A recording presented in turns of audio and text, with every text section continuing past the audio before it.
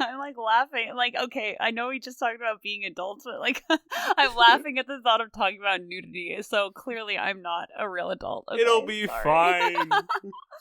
Okay.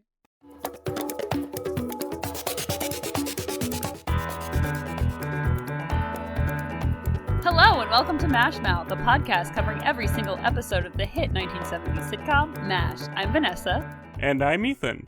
Okay, Ethan. So this is jumping so far ahead into like an actual discussion of the episode, but in this episode today, we see like a little bit of a nudity scene where Radar's towel drops and we see his butt. So I wanted to talk about this a little bit. So I wanted to just talk about like nudity in TV. Is there any specific like nudity scene in TV that you can think of that like stood out to you or was like out of place or super weird? Okay, when you phrase it like that, it sounds insane that we're talking about this. But, so this episode, came quite a shock to see Radar's butt out of nowhere. It blew my mind, and you were like, yeah, some trivia for you. Apparently this is the first depiction of nudity on American television. We don't know if that's like 100% true, but like it's cited enough to be that. So we're both just kind of fascinated by this. I don't have like, the HBO story of like nudity, but I remember in the first episode of Breaking Bad, that the version of it that's on Netflix, it might be edited for broadcast TV, but in the first episode of Breaking Bad, Walter White goes over to Jesse's house and like Jesse crawls out of a window and he's like with a girl and the girl is like just fully naked, and it's like this aired on like regular TV like AMC, not HBO, and it's literally the only episode in the show with nudity in it. It really caught me off guard, especially the early episodes. Granted, there's like hard swearing in it, like there's F-bombs and everything, but still on Netflix and sometimes on IMDb, it is listed as like TV-14. So seeing these very adult things in that show in the first episode was like, oh my god, especially because I watched that when I was like 15. So, little unexpected. Yeah, I honestly don't remember that. I guess because it was so quick. I've seen all of Breaking Bad like 3 times, but I don't remember that. That's so funny. I personally I can't think of anything on TV. I guess when I was younger, I was surprised at the level of nudity on networks like TNT, because TNT is like a cable show, or like a cable channel. And so even though they would be like pretty palatable for syndication, sometimes they would drop like an asshole or an F-bomb or something like that, and there would be nudity that they'd have to cut out later. So I'm like thinking of Rizzoli and Isles, and they would sometimes be pretty explicit on that show, but just out of nowhere. So it was always like a shock to 14-year-old me of like, I can't believe they say this on TV. Yeah, I remember along these same lines. It's not nudity, but it's adult language. I remember I watched the movie Big on TV, like with my mom, with Tom Hanks in it, and a kid in that movie drops an F-bomb. Yeah. Like, we were watching this, I guess, on HBO, like, wherever they can actually show that. And I was with my mom, and I was, like, 13, and it legitimately, like, shook me that this kid said the F word on TV, uncensored. And I, like, looked at my mom, and she was like, I didn't remember that at all. That's really funny. What a weird opening to our episode. That is a weird opening, yeah. But okay, I guess we can move away from nudity until we have to actually talk about it again in the episode. So, in this episode, which is aptly titled The Sniper, a sniper terrorizes the 4077 and the whole camp has to go into a lockdown kind of period. But that leads to problems when wounded start just showing up en masse. So, Ethan, what did you think about this episode? We apparently have some controversy between us. This is maybe the first time that we really don't agree on an episode being great. Because I thought this episode was fantastic. This is like one of the best episodes to me that I've seen so far. And you're a little colder on it. And I want to know what your thoughts are. But I love this one. I thought it was like really intense. I thought the writing was really they had a lot of really great lines. Like, it had that kind of density of early season 1 where like every line is so like good and thought through, and I really liked the escalation in this. I thought it was a very good episode. Now tell me why I am wrong. No, I don't disagree with you about anything. I think that I was not cold, but kind of like lukewarm on this episode. I'm sure that by the end, like always, I will like it more than I originally did. It was a very solid episode to me. I laughed a lot in this episode for how kind of serious you would assume it is by the title. But yeah, it seemed like kind of an average to like slightly above average episode to me, and I know that you like really, really loved it, so I'm sure that I will probably meet you somewhere in the middle with that by the end of this discussion. As tends to be the case. It's true. I loved even the opening scene of this, where it's Hawkeye, Trapper, and Frank kind of all in their tent together, and Trapper has like a cold, and that's never really brought up again. I like how this is structured, of like this cold thing is brought up like it's kind of the comedy point of the episode, but once things actually start happening, it's never brought up again. That felt like more real to me than sitcom setups tend to be, of like, oh, there's like a legitimate danger to this episode that they weren't expecting. Like in universe, which I thought was pretty fun. And I love the dialogue in this opening scene, how Hawkeye makes a joke saying like, oh, I never met a nurse who wasn't registered. Like, just kind of a weird kind of joke, but they both acknowledge it, him and Trapper do, of like, hey, that's pretty fun. Just the way that they bounced off each other in that, I thought was pretty great. Yeah, Trapper actually makes that joke, and they kind of just are like, hey, ha ha ha. And I was, I think I said this last week, but this is the kind of writing and dialogue and execution from the actors that really gets me, of like, it feels like we're not watching a sitcom, we're watching real life, because there is no pause for laughter. It's like they're talking over each other. It doesn't feel scripted. It feels more human interaction. And that is something about this episode that I really did like, was all like the little one-liners and whatnot.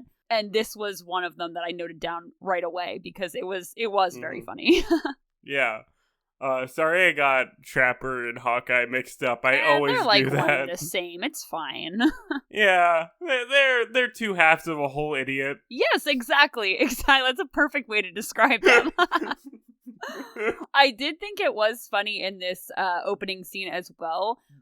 So Frank is like, I don't know, somehow he obtained a gun, like a handgun, and I could not think of a worse person to have a gun in his possession than Frank Burns. He is like so out of his wits with this gun, even though he thinks he can handle it, and it's just makes for such danger. And he's like pointing it around at Trapper and Hawkeye. The safety's off of it. He thinks the safety's on. It's just such a ridiculous thing. Yeah, this episode was kind of tense, but it was kind of mitigated by other things. But this scene was the most kind of tense for me. Whenever I see a man waving a gun around in any circumstance, I'm like, no, please don't. Please stop. And this Frank has military training, so it's not like he shouldn't know how to hold a firearm. I'm sure they teach that to the medical personnel as well, just in case. So, like, my dude, be more careful. I really... I like Frank in this one. We'll talk about that more. I think this is probably the most likable portrayal of Frank we've seen in a while, but this opening scene does not start him on a good foot. That's interesting that you say that, because Frank is like more, I guess, palatable in this episode than episodes previous, but I would not say that he's likable by any means. But that could just be convince you. I'm gonna convince you. Get ready. Okay.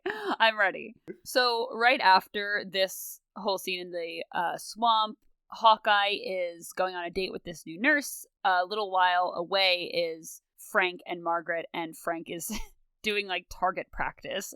And then this gun goes off, and Hawkeye initially thinks that it's Frank. because Frank is ridiculous and an idiot and would shoot at Hawkeye, even accidentally. But it turns out that it's the sniper when they have, it keeps going, like the gunshots keep going. And so there is joking among this, in this scene of like everybody kind of running and locking down and taking cover and whatnot. And there's a scene like right after this with Radar and Henry in the shower, and everything's played like pretty light regardless of the shooting. And I was wondering how this might have played out without the laugh track, because it seemed like it could go either way. Yeah, this is one that I watched on Hulu. I haven't watched without the laugh track since the episode where he talked about it, but I am open to rewatching this one.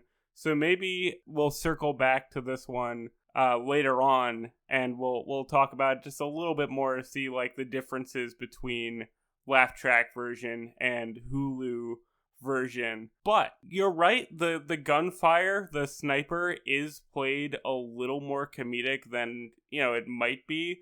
But I still think there was tenseness to it as it went on. It kind of escalated into this more dire situation.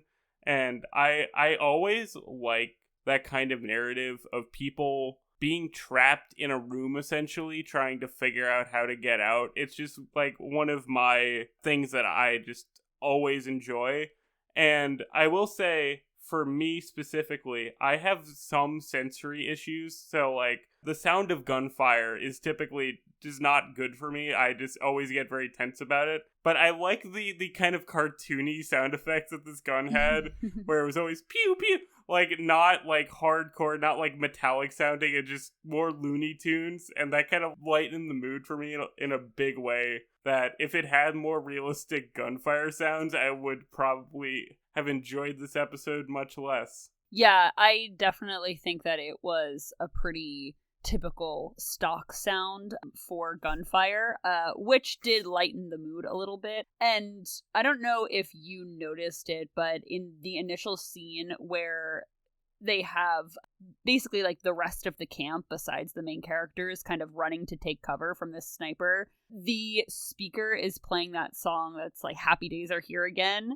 And I don't know the actual words to it, but I thought that was like pretty on the nose for there to be like the sniper and then this song playing. I thought that was not so subtle, but still like a good thing to have. I love ironic soundtracks. You have no idea. Anytime there's like a gruesome scene being played with like a happy song, I'm like, yes, give me all of that. That is like 90% of the reason why I thought Reservoir Dogs was my favorite movie for a while. Yeah, I will say that does make it just makes for a better scene, I think. And I appreciated it in this scene. But can I also just mention real quick, I really liked Hawkeye on this date with this nurse. I thought he had like really good chemistry with her. He often flirts with like literally any woman that moves, but for some reason this specific nurse I think like played off of him really well. And it was a little sad that we didn't get to see more of their interactions with each other in this one. So I have trivia coming up in our trivia section for this actress, but I love this actress. I love her so much. I'm so happy that she was on MASH, and I got so excited when I remembered that she was going to be guest starring. So I'm going to fangirl about her a little bit later.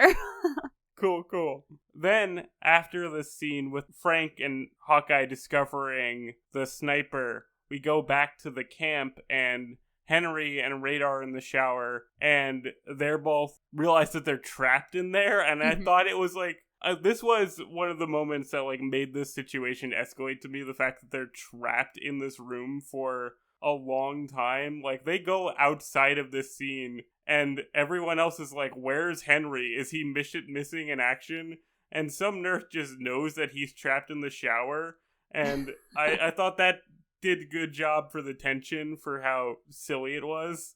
Yeah, that's just like I was saying, because there was like a pretty intense laugh track in this scene with Henry and Radar in the shower. So I do wonder how much more serious that would play without the laugh track. So Radar like runs out to try to get away from the showers, I guess, or try to get back to the camp. And this is when we see the nudity scene, or his bare butt, basically. It's not really nudity. But it's literally 2 seconds. Yeah, but it was very shocking. Yeah, you're not at all expecting it. And the fact that it happened, and we're watching this again with the Hulu re-edited version to be widescreen, where they took the original film and kind of reformatted it.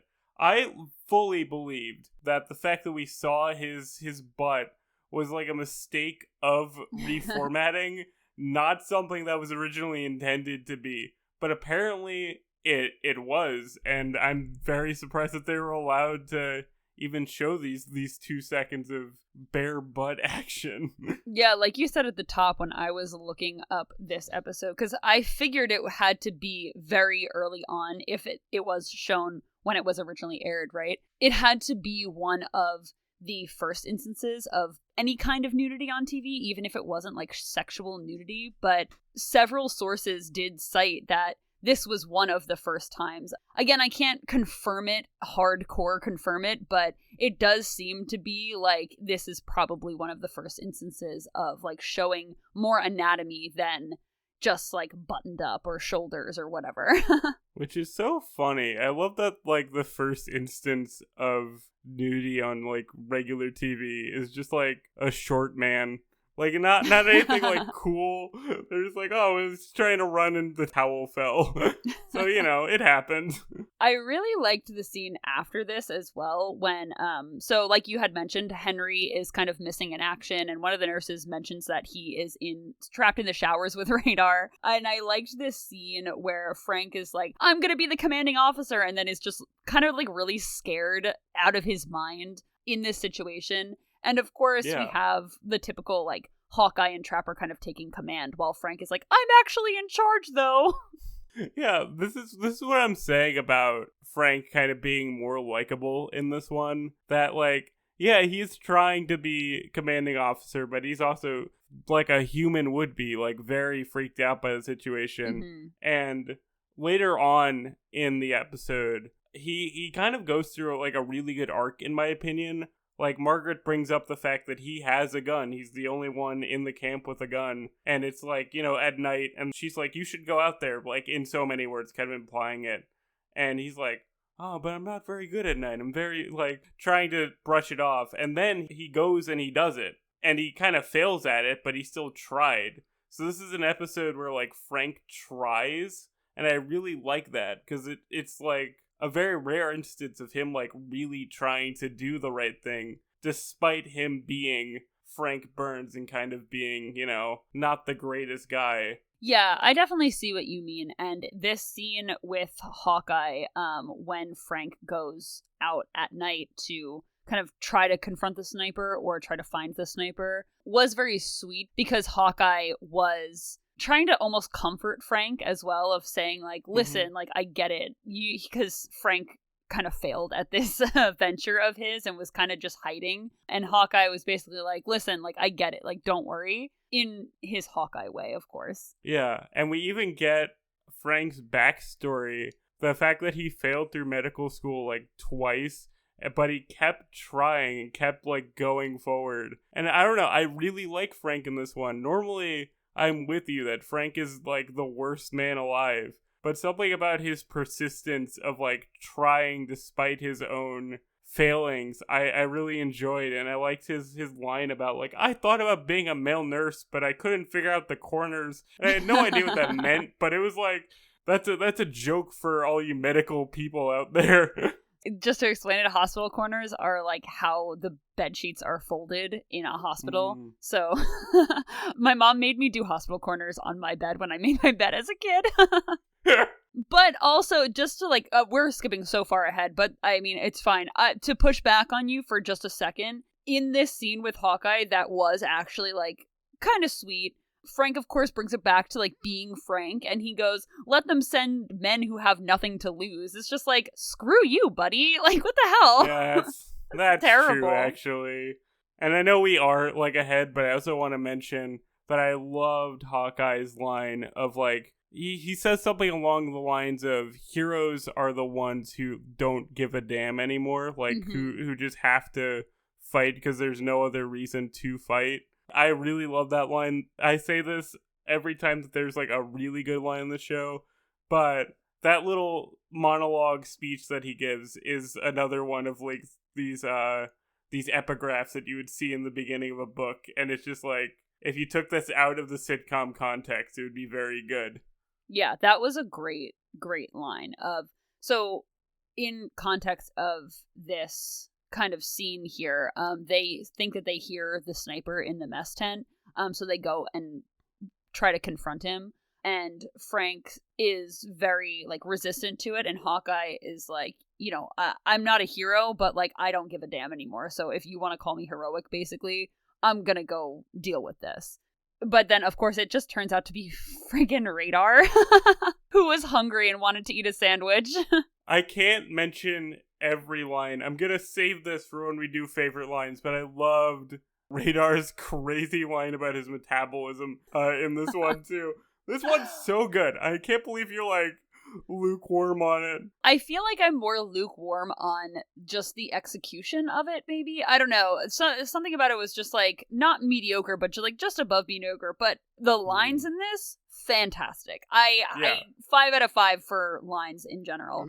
But to go back, speaking of my favorite lines, and there were so many good lines in this one scene with Frank Trapper, Margaret, and Henry, where Hawkeye is saying, wounded are going to be showing up, and we're going to need to do something about it, so we have to surrender. And it's so well done. First of all, the comedy in these scenes is fantastic. I will mention my favorite lines when we do favorite lines. But so Hawkeye suggests surrendering in order to get to the wounded. And Margaret and Frank, though, they have a kind of a good point of we shouldn't be surrendering because that could lead to potentially a lot of problems. But also Hawkeye does have a good point of there's going to be wounded. We need to get to them. Yeah, it's a complicated situation. For sure.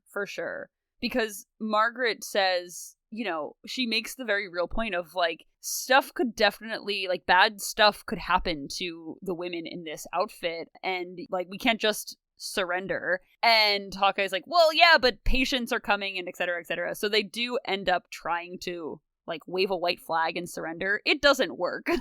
No, it doesn't. This guy just keeps firing, and it's just not good. They have to literally crawl back to where they were, and it's like, what do they do now? Yeah, it was a really intense scene because you think it's gonna work at first, and then there's the firing. It's like, oh no. And again, even though you know that, of course, Hawkeye and Trapper, the two main characters of the show, are not going to get shot by this sniper, no. They do have to transport the wounded into where they're all hiding out while the sniper is going at them. And it's really an intense scene. So jumping then ahead, because we already covered the scene right after this, Trapper had called already for help, and they couldn't get anybody there to really help them with real military training and guns and weapons and whatnot to fight back against the sniper until the next day. So we see Henry on the phone the next day with a general saying, what are you doing? We need help here. And then it kind of comes into this scene with a helicopter that comes and is shooting at the sniper, and the sniper is then shooting at this helicopter, and it's a really intense scene. And I had to just mention that while this is all going on, Hawkeye and Trapper are just standing outside, just looking up at the sky. And it's just guys, there's shooting going on. Please go back inside. Yeah, this was that I noticed that too, that everyone was just kind of looking at it at this point. I was like, that's probably violating safety protocols.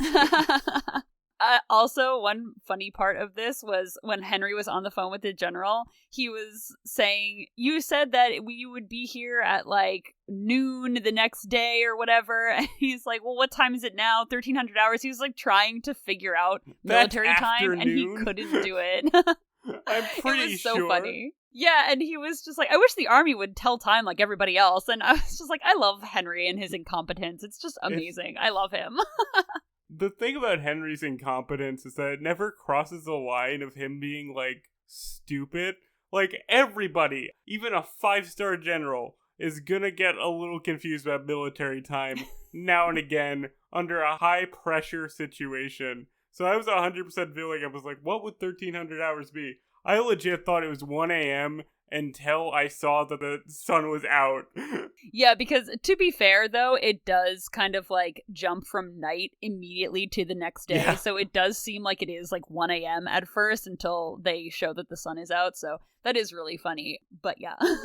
This sniper fight was kind of crazy with the helicopter. I say it every time. Get out your shot glass, take a shot.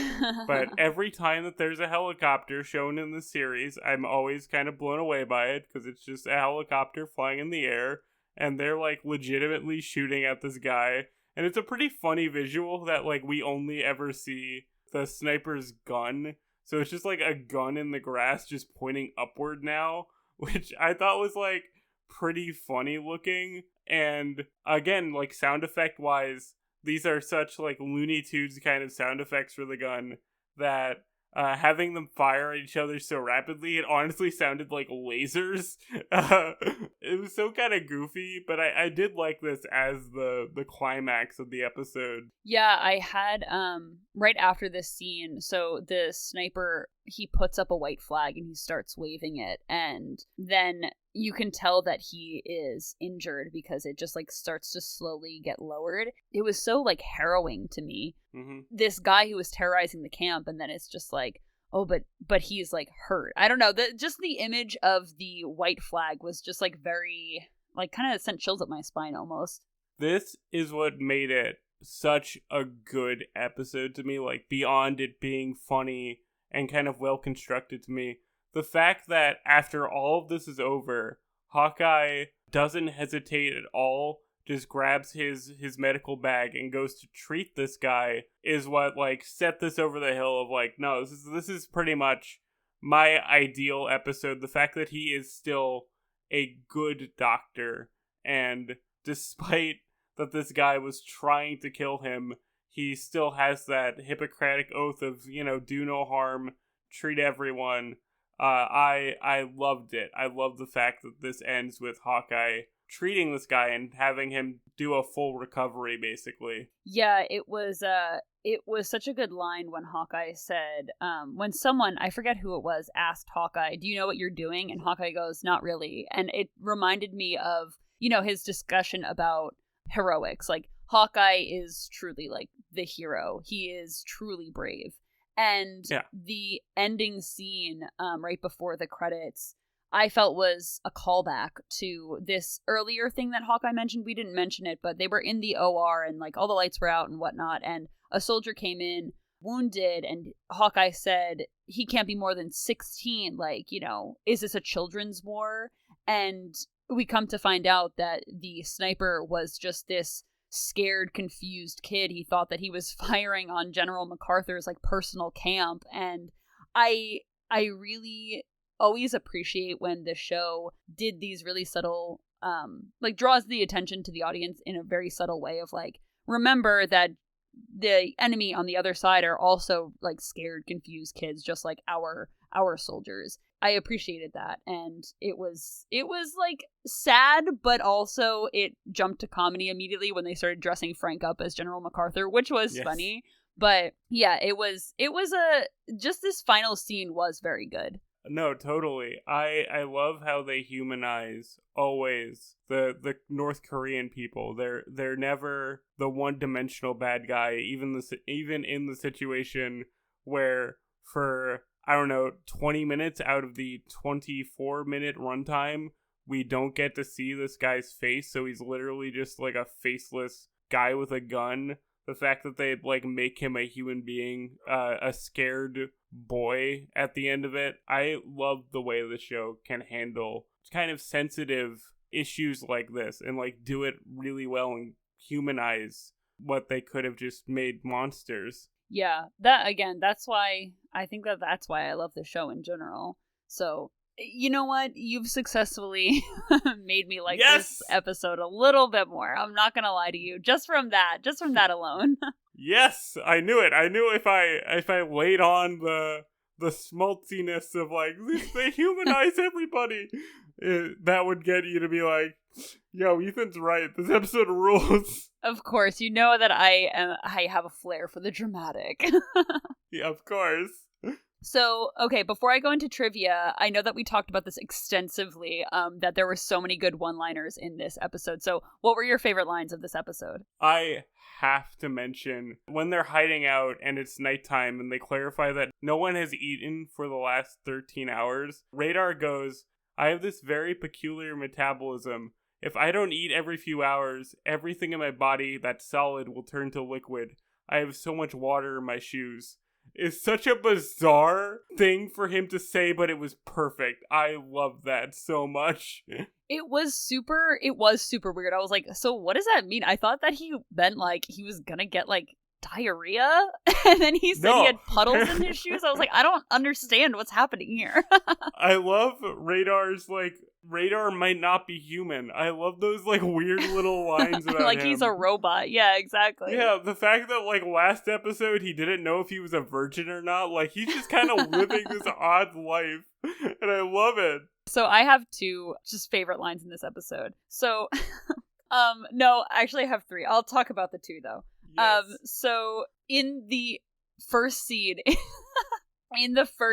where we have the three guys in the swamp, Hawkeye is just kind of yelling at Frank for being an idiot with like waving this gun around. And then Frank goes to Hawkeye, are you aware you're talking to an officer of superior rank? And Hawkeye just simply goes, yes. And Frank is like, oh. Yeah, that was so fun. This episode is so good. Like you said, this is so performed so well. Frank was just like, oh. It's okay. Great. I love this one. My other favorite line was when the shit was kind of starting to hit the fan, and I think it was right before Henry and Radar came back into where they were all kind of barricaded. Trapper is on the phone, and Hawkeye says, it's like the Titanic in there, but without the orchestra. And I just died laughing. I was full on belly laughing at that. I don't know why. Maybe because Titanic is one of my favorite movies, and I think of the orchestra all the time, but it's just, that was so funny to me. I also loved, there isn't like a specific line that I can point to, but I like that they call the gun Freudian. I just find that really funny and like a good deconstruction of like why Frank is like into this gun so much. I thought it was so funny, that discussion with about Freud, and Frank kind of said, you know, I don't think that all of our actions are, you know, based on, you know, sexual things. And I just thought it was really funny because it was like Frank was kind of inadvertently right. Like Freud has been proven wrong in most of his theories, and I just thought that was really funny. But also, he contradicts himself because the first thing he does is go to show off the gun to Margaret. So like, true, that's true. It's just like, you're not as good as you think you are.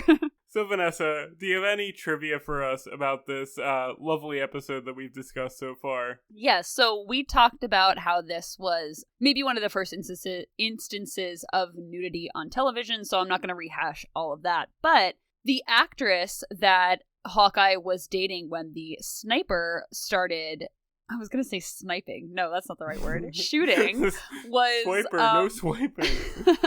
Was this actress Terry Garr. So Terry Garr is best known for her roles in Young Frankenstein and Tootsie, which she was actually nominated for Best Supporting Actress for her role in Tootsie, which I didn't know. That was great. I love her so much, especially in Tootsie. She was like my favorite character in that movie. I loved this movie. She was also in a supporting role in The Conversation, which is a Francis Ford Coppola movie. She guest starred in multiple TV shows before finding success in film, and some of those shows were, of course, MASH, Star Trek, and The Odd Couple. Terry Garr retired from acting in 2011 after an MS diagnosis, and she is still alive today. And she is also known for her activism and her support for the Trevor Project, which I thought was super, super cool. Yo. So Terry Garr, just a queen. I love her, would watch her in Tootsie every single day. Yeah, so I thought that was really cool. Fun fact, actually, to double trivia you, Tootsie is co-written by series creator Larry Gelbart. Stop it! He has story and screenplay credit along with a few other people. Ethan, stop! I didn't know that! Oh my god, I love that movie so much. That is literally one of my favorite movies. I had no idea! Oh my god, that's so cool! I'm so happy. But yeah, it's so funny that you love Tootsie, and it's co-written by Larry Gelbart. I love that you're a Larry Gelbart fan, you know? That's amazing. Oh my god, am I gonna go back and watch all of Larry Gelbart's work now? Yes, I am. And Terry Garr sounds like she rules. That's so fun to hear. I love Young Frankenstein as well, so I like her a lot. I'm glad that she was in this episode. I love that MASH did the thing that, I think I've mentioned this so many times before, but MASH did the thing that SVU also did, where it's like the stars before they were stars kind of thing. And I just, every time I see one of those things, it's like one of those actors or actresses on MASH before they really hit it big. It's so, my heart just gets really warm. I feel ya. I love seeing a good guest star, you know what I mean? Yeah, definitely. So, okay, now the most controversial part of the show. What is your martini rating for this episode? You see, I texted you this. This was a 5 out of 5 episode for me. But after discussing it a little bit more with you, I might have adopted some of your cynicism around this. I might have to lower it to a solid, kingly 4.5 out of 5 martinis. Like, I couldn't finish the 5th one, you know. Just had a little too much to drink, but it got 4.5 out of 5. You know? Why is that? Why did you lower your rating a little bit? Just some of the points that you brought up of some like structure stuff. I can't point to a specific example, but like the whole conversation we had, you kind of like, yeah, maybe this is like a more lesser than I thought it was. But okay. 4.5 out of 5 for me. So my original rating was 3.5 out of 5. I think that I would go a little bit higher. It's like, I feel like it's a 3.75 almost. Yo, that's stupid. No more. I'm vetoing 2. I'm vetoing the 7 fives. I can't. I don't want to give it 4 stars because I think of the episodes that I have given 4 stars to, but I do think that it. I don't know. This is hard. I think that I would probably, if you're vetoing the 0.25s, I guess I would go with a 4-star episode. Yes. But that being said, I think that on any particular day, I could give this 3.5. Oh man. Well, you know. We can't agree all the time. No, I kind of like when one of us likes an episode and one of us doesn't. It makes for a much more fun discussion. I don't think that this will happen, but I would love in the future if we had an episode where one of us is like 1 out of 10 and the other one is like 10 out of 10. Yeah. I would love to see that. That would be a crazy episode for us to record. Yeah, again, like I don't think it'll happen because I think that we agree too much on what makes good TV and what doesn't, but yeah. Hey, you know, you never know. We've got like 11. How many seasons do we have left? We have 10 seasons left, basically, to watch. So tune in sometime in the future. Okay, so just to wrap up, we'd like to give thanks to Jacob Firabalco for being our technical consultant, Melissa, my sister, for cover art, and of course, our listeners, thank you so much. Music, social media, and contacts for the show are linked in the description as always. And you can join us next week for our discussion of Season 2, Episode 11, Carry On, Hawkeye. I think this might be one of my favorites. But until then, oh god, why did I write this? Until then, have a ketchup, butter, and lettuce sandwich on rye. Goodbye, farewell, and amen. Bye, everyone.